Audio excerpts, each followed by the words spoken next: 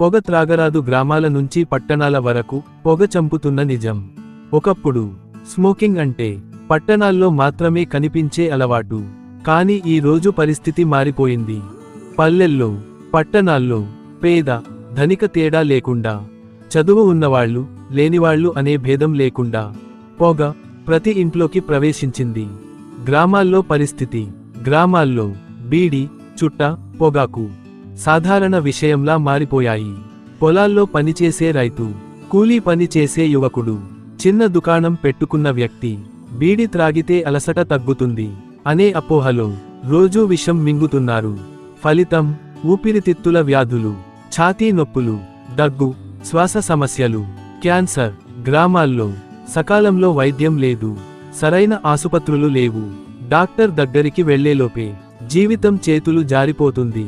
చాలా గ్రామాల్లో మధ్య